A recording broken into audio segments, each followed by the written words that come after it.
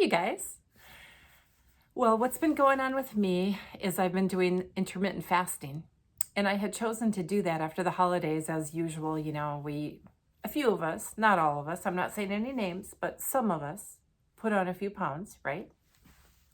Well, anyhow, I was reading this article and I thought, this is great. I won't have to deprive myself of food. I can eat all I want. And I just have to do it within an 8-hour period. So I thought I can do that. So I thought I was being really smart. I thought I will do 10 to 6 p.m. and I will have my black coffee in the morning and then that'll sustain me and this will be easy peasy. Well, and you know what? It was, you guys. I really did not have any problem.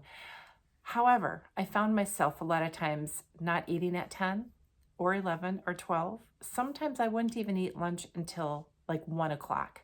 And I thought, well, that's fine. I'm expanding my window.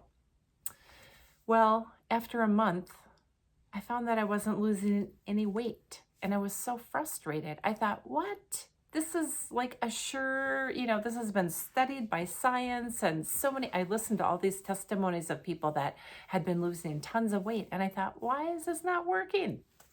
Well, one of my students actually emailed me and she was saying that she was also having a hard time losing weight no matter what she did. And I started suggesting things to her and I was looking up things in my old books and lo and behold, I came across the 24-hour body clock. Now, I knew this, you guys. I've been teaching this in my classes for years, that in Chinese medicine, there's a 2-hour peak period that all of our organs are functioning.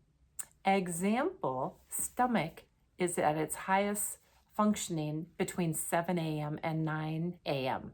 That's when the most amount of hydrochloric acid is poured into our stomach, which can break down proteins and fats and like heavier foods. So that whole saying about we should eat breakfast like a king, it's so true.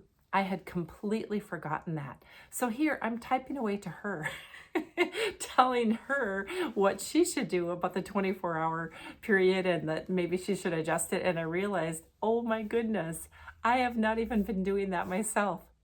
So I had this just great eureka and I thought, well, that's the reason why I'm not losing weight. So I altered my eating window to 7 a.m. to 3 p.m. And you know what? It's made a huge difference. I have more energy. I've got better focus and I'm actually losing weight now. So it's kind of a no-brainer. I just got so excited and like, oh, I'm going to do this new program and lose weight. I completely threw out common sense of what I knew and what I had heard for years and years. There's a lot of different weight loss programs out there and not all of them are the same. Some may work for you and some not. But I know that for some of you that are having a hard time shedding the extra pounds, it can be related to imbalances in your hormones.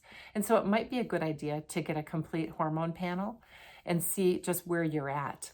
And then also the stress. If you're under a lot of chronic stress, that'll pour the adrenaline into your system, the whole fight or flight, the norepinephrine, the epinephrine, and the cortisol. That'll just wreak havoc on our system and make it really hard for us to be able to lose weight.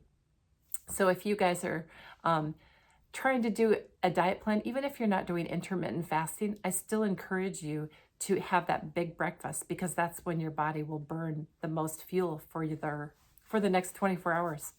So anyhow, hope you're doing well with the start of the new year. Be healthy, be well, and be balanced.